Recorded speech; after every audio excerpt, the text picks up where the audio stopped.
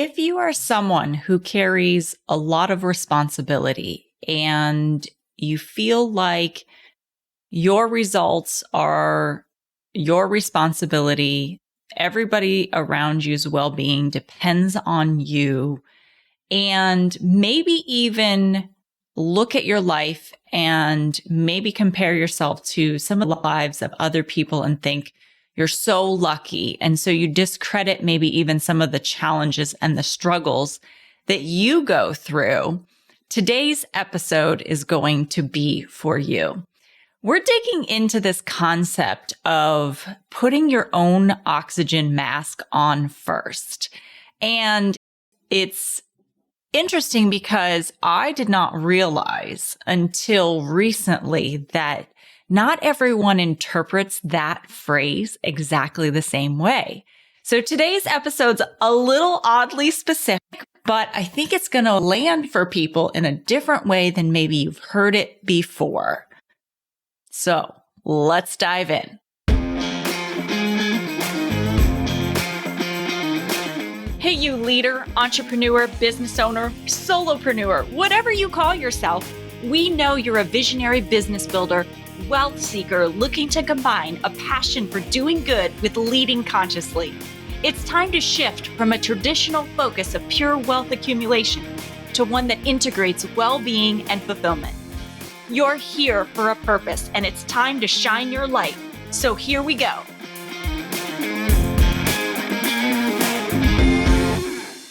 Welcome back to the Conscious Edge podcast. I'm your host, Alecia St. Germain, founder of the Conscious Edge, where I help women entrepreneurs, wealth seekers, business builders to increase their capacity for what they can hold. When you've hit that maxed out feeling like you can't handle another thing, we work together to increase your capacity emotionally, energetically, financially, in all the ways, so that building a business becomes an enjoyable process. You bring more peace into your life and you find fulfillment in the process. So with all of that being said, we're going to talk about this concept of putting your own oxygen mask on first. I had a conversation the other day that completely blew my mind. Because to me, when I hear put your own oxygen mask on first, it is so obvious why people say that. When you're thinking about on the airplane, that is one of the things they tell you to do is before you help other people, especially those parents who are traveling with children, they say put your own oxygen mask on before assisting other people. And so it was so obvious to me what that analogy means when we're talking about that in real life. And so I'm with a friend of mine. We were having this whole conversation and it completely blew my mind when I realized that there are other ways that people are interpreting this.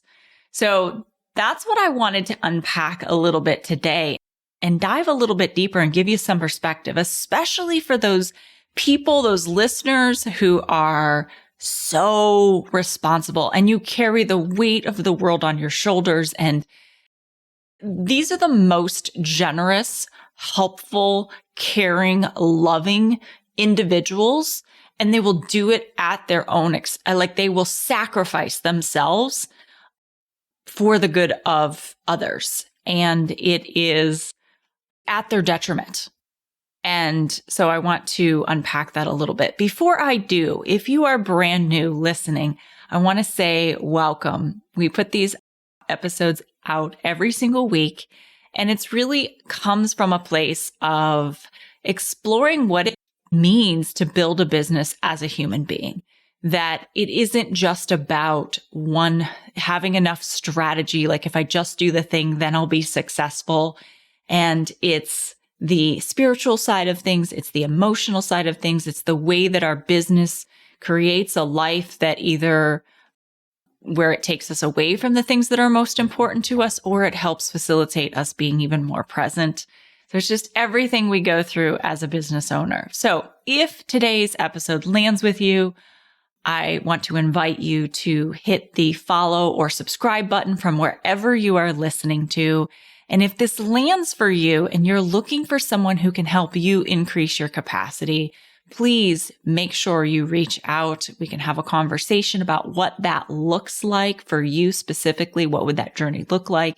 I would be delighted to help you to live a better life, build a better business. And I love what I get to do.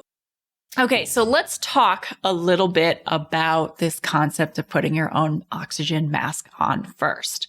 So as we were sitting there and we're talking through things, my friend was asking me, and I love those friendships where I get to talk business because as an entrepreneur, you know, the person that lives next door to you and the people who your kids go to school with, not every single person is going to really relate to what it's like to be an entrepreneur or to be a business owner. And so when you get to sit down and you get to have coffee with someone who is local in your area, who is also a business owner, it is so wonderful because so many entrepreneurs, our friendships span the globe. And so we don't always get those opportunities to be in person with someone, but I'm very fortunate that one of my good friends is local. And I love that one of the things that she does is she's always asking about like what I see or what blind spots might be there. And anybody who is open to seeing what their blind spots might be, really looking to look at those different angles, like that's really what this is about. It's about the journey. It's about what you learn in the process about yourself as you're building a business that is truly the real gift that comes in entrepreneurship. I have grown so much over the years as an entrepreneur, and I've learned so much about what I'm made of. And it doesn't come from everything going right. It comes in the moments that things are not going well. So it's in the struggle that we really build our capacity to hold a bigger business, to do more good in the world. So she always asks, what's my blind spot? So as we're going through and I'm asking her about different aspects, and one of my, I guess, gifts, I would call it, is that it can take things, I see patterns really well. And I can see where a pattern that someone has even in their personal life will also, that same pattern will be created in aspects of your business. It will be recreated with clients. And I can take patterns that I see and draw lines and connection points that anybody too close to that would never be able to see. And so I was asking her a lot of questions about different things that were coming up. And one of the things that we determined was this idea that she was feeling very responsible for the well-being of other people, like very fearful that if she took action on some ideas that she had, which are brilliant, that somehow if it didn't work, people were going to be harmed. And so taking on responsibility for things that were not hers is, and from maybe a side that isn't so pleasant, even to the extent of the feeling that she had the power to harm other people. And it sounds strange to say that. Like, of course, we all have the ability. We could do something that could harm someone else, but that your good intention, your actions that you're taking to serve humanity could have the power to hurt others. And when you operate from that fearful place of, I'm going to hurt others, it in some ways holds other people as small and incapable and like not having their own brain to make the decision if they're going to do business with you or not do business with you. That somehow you're going to be able to manipulate people into doing business. And so this is where I think sometimes when you're a leader, there's a great responsibility that comes with being a leader and not wanting to cause harm to others and wanting to do the right thing and have a business that has integrity. I'm not saying every business owner is that person, but Anybody who is going to be anybody who's going to be listening to this podcast is someone who is doing their very best to have integrity and treat people well and do good in the world and make people's lives better. And at the same time, take care of themselves, right? And try to make things work. So I never worry about that in the people that are around me. Unintentional harm? Yes, maybe unintentional, but intentional harm? No, never. And the thing is people are capable of making their own decisions. And anybody who is blaming other people for their circumstances, other people may have a hand in the circumstance that was created. Other people may have not acted with integrity. Things may have happened, but also we as humans are responsible. We have gut instincts that tell us there were red flags and we ignored them. There are ultimately our choices that we make are our own. And the more that people accept that the choices they make are their own, and the more that we are owning that, the happier you're going to be, the better off you're going to be. Now, we can see injustice in the world and things that are not fair. That is a hard part of life. But when I see an entrepreneur hesitating in their business to do something that will bring a lot of good out of fear that they might harm someone, it seems very noble on the surface, but underneath it, it is so self-protective. And number one, thinking, if I do this, I have the power to hurt someone, that someone is incapable of making their own decision, that they are not responsible for their own results.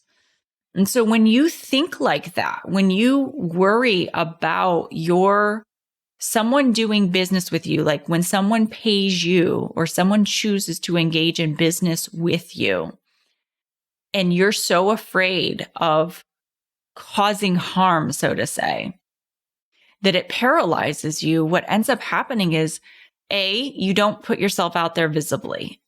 And so people go do business with someone else who probably isn't even as good as you. In fact, you may even have had a judgment where you look at someone else who you know is not as qualified as you. You know don't have as much integrity as you. Like you see how they do business and you're like, ugh, that just like makes me have like a lump in my throat.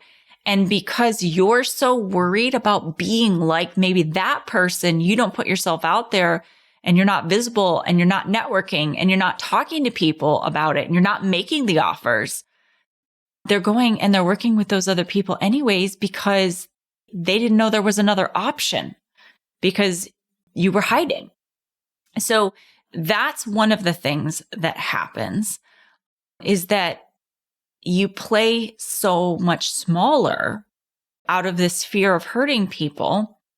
And the other thing is this starting to sacrifice yourself and your business to, like I see it show up in keeping on employees that you like, but maybe aren't fulfilling a role, or financially your business is struggling and you don't know how to turn it around. And so like you're taking on and spending money that you don't have. It shows up in so many different ways.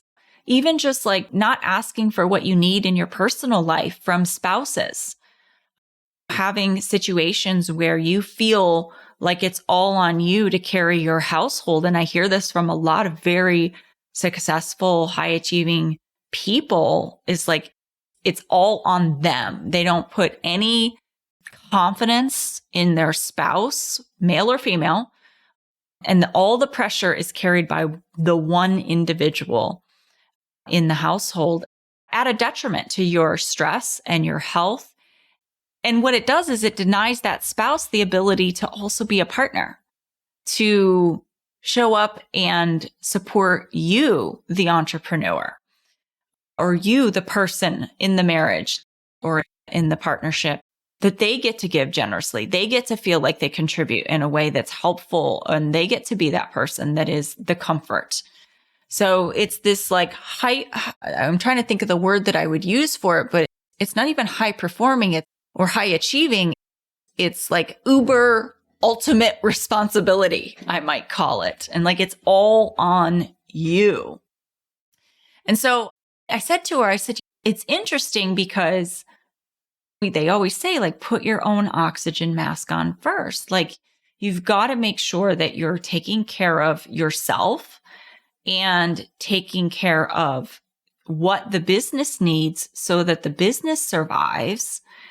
And this concern that if you do business with people somehow in some way, they're going to be harmed, or that you have this sense of responsibility for other people that is beyond, it's not just responsibility from a leadership standpoint, but it's responsibility that goes far beyond what's actually yours. It's not putting your own oxygen mask on first. And I said, if you put your own oxygen mask on first, you can save more people. And she was like, tell me more. What do you mean? And I was like, well, and I guess I was just shocked, and it just blew my mind because I assumed, this is where assumptions get you in trouble, right? I assumed, because whenever I have flown and I hear, put your own oxygen mask on first, and I always hear before assisting other passengers. And I don't know if they actually say that or not on a plane, but that is what I heard. Because if I preserve my oxygen when I'm on an airplane, then I can turn to the people in my row and I can make sure they have their oxygen masks on too. And so I said, but if you put your oxygen mask on first, then you can save 2 more people. That's 3 lives that are saved. But if you put the oxygen mask on of someone else on first and you pass out in the process, you maybe save 1 life because we don't know if that person is capable of helping other people. We don't know, right? It might be a child and they don't know what to do. Or you pass out in the process and you don't get their oxygen mask on either. And now 3 people have perished because you didn't put your own oxygen mask on first. And she said, I have never understood that phrase in that way. She said, I've never heard it put that way, that if I put my own oxygen mask on first, I will save more people. Her gut reaction was always, and I'm really curious. This is what made me so curious to do this podcast, was because when she said that to me, I was like, if she thinks that, then I know there are other people who have this same thought. So what she said was, I always just felt like I heard that and they want me to put my own oxygen mask on first, but that is so selfish. And I was like, that is fascinating. I said, it never occurred to you that if you could breathe, you could save more people. And she's like, no, like that did not even enter my awareness. And so this is what's so interesting about this concept, is because in our brain, we have these big assumptions, right? And if you've been listening to the podcast for a while, you've heard of a big assumption before. If this is your first time, let me break down really quickly. So a big assumption is something that you believe in your unconscious mind that informs the way that you think, the way you feel, and how you choose to act as a result of those thoughts and feelings. And so for her, I asked her, I was like, I am so curious. Where do you think this thought came from? And she said, I remember being younger, and I can see this being true for so many people. I can see this being taught. I remember being younger, and there was somebody who was struggling. There was a child who was struggling. And my mom said that I have to be nice to that person. I have to like befriend them, take care of them, whatever, because that person is struggling and I'm better off than them. And so from a child's perspective, that probably wasn't the only time that message was ever given to her. But I can see so many people because I hear it in my clients, right? They'll say things like they'll go through something hard and then they'll say something like, oh, and I'll go, oh, that must have been really difficult for you. I'll be like empathizing with them. And they're like, oh, well, so many other people have it worse off than I do. And it's so fascinating when a person, and I've done it too. I remember when I was being certified over 12 years ago for immunity to change coaching. And my coach, because in going through the process, I had to be the client first. And then I learned the process and became the coach. Right. And so in my process of learning immunity to change, I remember going through something and I said to my coach, oh, you know what? It really wasn't that bad. Someone was really awful. Essentially what happened is someone was really awful to me, spread like an untrue rumor about me in an organization that I did contract work for. And it was really ugly. And it just like took me right back to like what it felt like to be in middle school and high school. And I hated it. And I was like so hurt by it. But then I also knew I had done a lot of work and I was an adult and I kind of discredited the experience that I was having. And I said, yeah, I'm so lucky. So many people have it worse. And his comment to me was, just because there's other people that have it worse doesn't mean that you don't experience the same level of hurt and emotion. Sometimes, and this is where the capacity work really makes sense to me. Sometimes when we have an experience and we haven't experienced worse, it's going to feel just as bad for us to have that minor experience as it does for someone else who's having a far more major experience, because maybe throughout their life, they've just had hardship on top of hardship on top of hardship. And so their capacity for handling hardship is a lot greater than someone who has experienced so little hardship. Their capacity for experiencing hardship is so much less. I think about when I was in a leadership course, it was always fascinating to me because they would ask us to do things that would stretch us. And some things were like stretchy for me, but other things were just like, this is not a big deal. And there would be people who would just be like falling apart over that thing, whatever it was. And what it really came down to was their life experience was different. They had not been stretched in that way before, so it's going to seem very dramatic to them. And then for me, because of things I had done, life experiences that I had, stressors that I have been put through, I was kind of like, this is not a big deal. I don't understand why we're falling apart. And so I've really learned that no matter where you are in life, what you're feeling is valid. It doesn't mean you don't work through it. It's not an excuse for bad behavior, but your feeling part is valid. The actions that you choose to take as a result of it, you are 100% responsible for, and staying stuck is certainly not something I want for people. I think that our society has gone to a place where we validate a lot of emotions that people have, but we don't actually make really great decisions on the actions that we choose to take based on what those emotions are telling us. And there's not a lot of responsibility for those emotions, because we can have a feeling about something, but it's oftentimes informed by something unconscious. And so what's triggering to one person may not be triggering to another person. So my point being here that sometimes in life, we are taught that someone else who has it worse than us, that we don't get to feel the hardship. We don't get to feel our version of what is difficult. And so we invalidate ourselves for what we're going through and like, oh, my situation is not that bad. So that's the thought, right? The thought is like, oh, my situation is not that bad. I'm privileged. I have it so much better than other people. And so therefore, I'm now the action that ends up coming up with this. The action becomes, oh, I'm responsible. So because I am more capable, more privileged, more whatever, I am now responsible for other people at the detriment. This is the part that's like a little bit off, at the detriment of myself, at the detriment of my business. And so I employ people that are not the best fit for longer than I should. I feel bad telling a family member, like, I don't want them to work for me anymore. It's not a good fit anymore. I undercharge for my services and it's not sustainable for my business, but I feel bad because the people that I work with can't afford me, right? These are all types of beliefs that we have.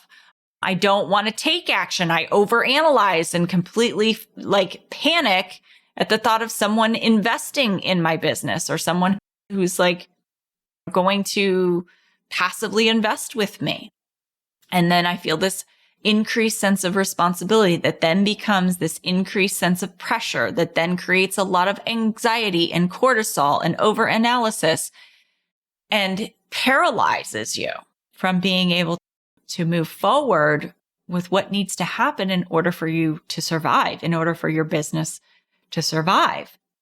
And so when I go back to that thought of like, put your own oxygen mask on first, that it is an act of generosity to put your own oxygen mask on first, to show up your best, to take care of your health, because you can save two more. Like, think of it, you save two more people. It's interesting. My brain went to two more people because I'm thinking of the three people in my row on the plane.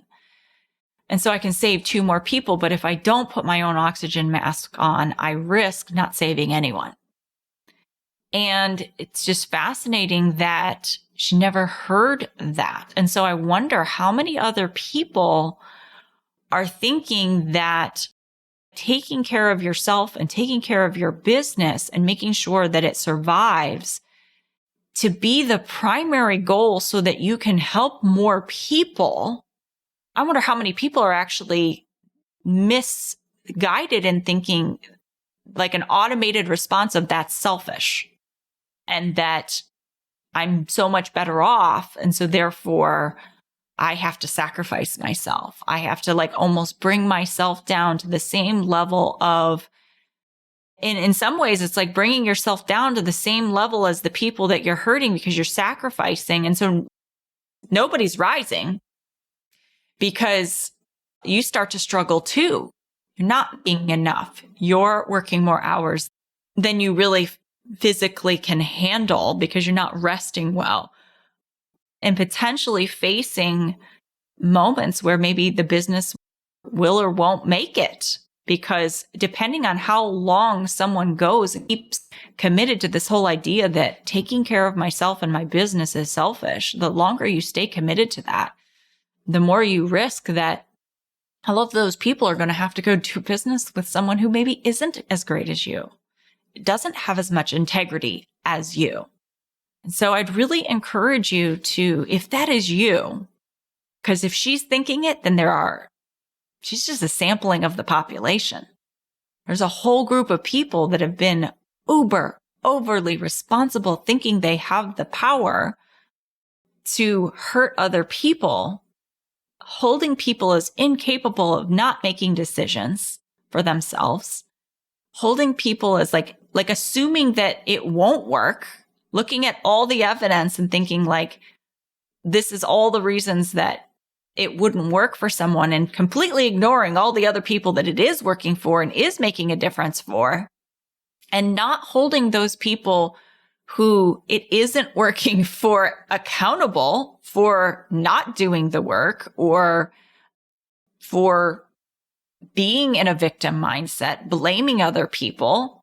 If you're blaming other people for your results, that's your work to do. That's not someone else's work to do. If someone wronged you, if I wronged someone, and it's truly like whether I intentionally did it or didn't intentionally do it, I'm definitely going to own that. I remember I was at a real estate conference for women, and one of the questions was, what is your biggest fear? And I said, unintentionally harming other people. That is a big fear of mine. And I also know that if I act with integrity, in alignment with my values, I can always own the mistakes that I make. learn from them, do better. It's part of the human experience. I think to myself, I trust that I'm going to do whatever needs to happen in order for someone to make progress when they work with me. So I never feel funny about taking, so I'm using air quotes, taking someone's money for the coaching that we do, because one of two things are going to happen. A majority of people get amazing results and feel better and are so glad that they do this coaching, and so much so that they renew for years they renew, because they're getting so much value and they see how much better their life is with the guidance and the space to unpack what they're going through, because entrepreneurship is lonely. And so being able to have those thought partners and those people that support you and like help you see the thought errors in your thinking and like the places where you have blind spots, there's so much value in it. A majority of people get results from being in coaching. And for anybody that struggles, because there are some people who life circumstances make it hard sometimes for people to show up for coaching.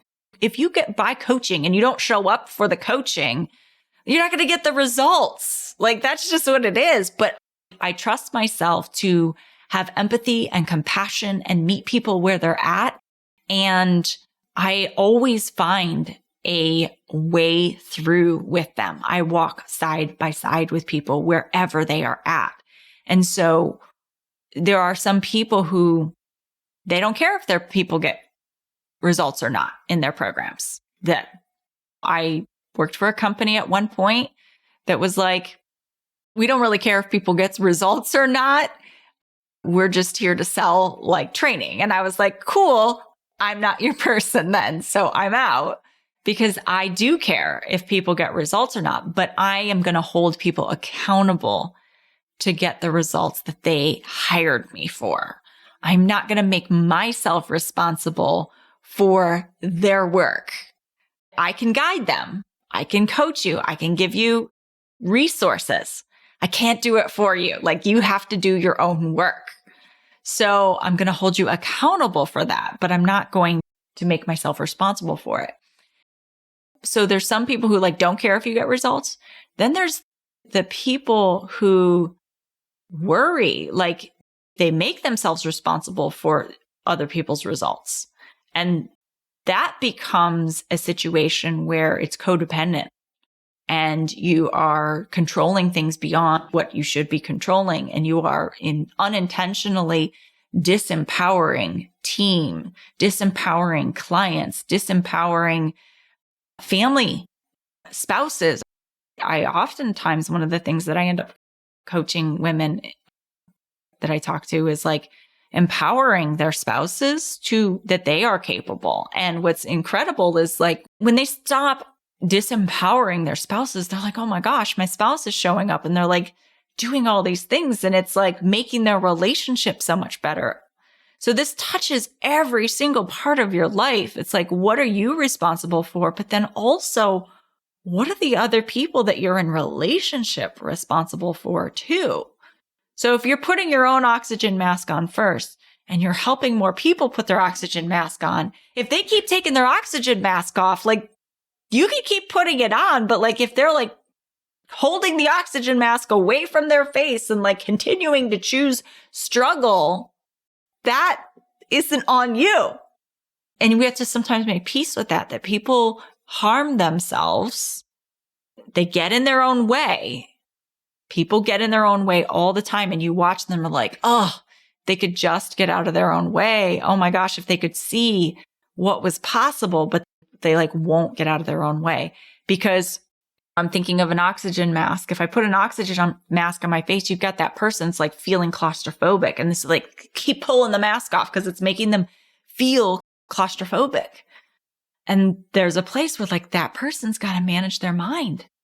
So my job is like, hey, we got to manage your mind. You're okay. You can breathe. I'm coaching through that. I'm probably going back to my respiratory therapy days on that one, but like coaching people through that, like, no, you can have the mask on. You can breathe. Take a deep breath. Notice you can breathe, because the brain's going, I can't breathe. I can't breathe. There's something on my face. And that's what life is doing to people. That is what's happening to the people that you as the leader are trying to support, whether that's your clients, your team, like a consultant that you've hired, like whoever it is that's doing whatever for you in your business, even your family and your friends. Everybody is walking around with their own big assumptions about the way the world works and the way that they exist in it.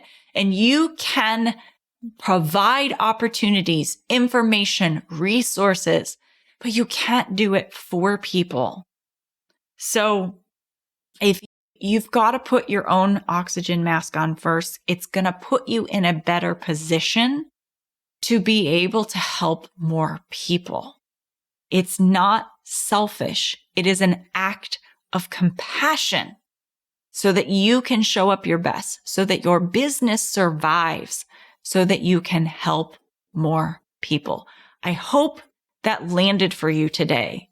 This uber sense of responsibility that we have that is over and beyond, and this idea that taking care of yourself is selfish and that you have this power to hurt people if you don't sacrifice yourself, essentially, that this is not supporting you. So I hope that lands. Like, I just really, like, I speak from my heart to see my friend putting herself through that and not realizing like she also deserves to have, you deserve to have support too. You deserve to be able to take care of you too. And you're going to do that for yourself. You're going to take care of you because you're charged with taking care of this human. There is nothing else. No one else can do it for you. They can support you. They can help you. They can be there for you when you ask for help. But you are responsible for making sure that human that you are gets what she or he needs. And so that means allowing the support to come. That means asking for what you need. That means making sure that your business is sustainable, making sure that your life is sustainable and that you're not beating on your body and borrowing from tomorrow's health, because that bill is high when it comes due. So if this landed for you and you would like some support to create a more balanced life for yourself, to be a better leader, to be someone who is empowering to others and holds people accountable for their part, sets clear expectations and communicates well with people in a way that feels like it's in integrity and that it's truly aligned with who you are as a person, what you believe in your business, and that your business supports the life that you want, please reach out to me. We'll start with an assessment, a capacity assessment. You can book that call on consciousedge.com/capacity. We will go through and figure out where are things out of alignment? Where are you leaking capacity that is making it feel like you are in fight or flight and you are treading water and hanging on for dear life as you go forward? And it's just like, it's something that sits on your chest. And like, when you're ready for this work, when whatever it is just sitting like right in a lump in your throat, or it sits right on top of your heart.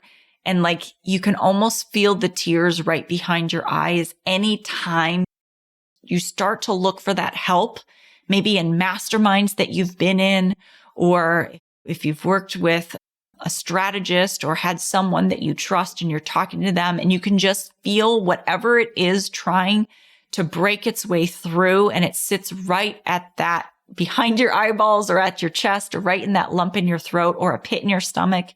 It is time to book that capacity call. And we will go through and figure out what is the next best step for you, whether that's working with me or not. I am not attached to that.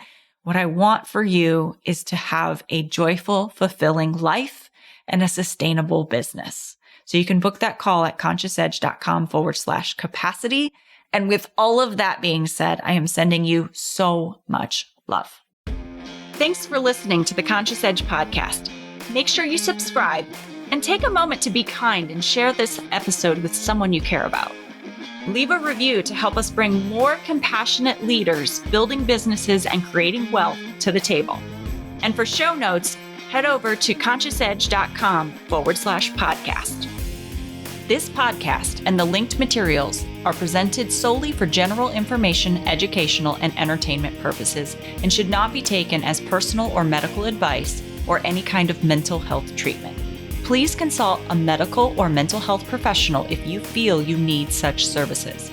Please be advised that all investing and entrepreneurial endeavors involve risk, and the use of the education and information on this podcast and linked materials is at the user's own risk. This podcast is part of the Sound Advice FM network. Sound Advice FM, women's voices amplified.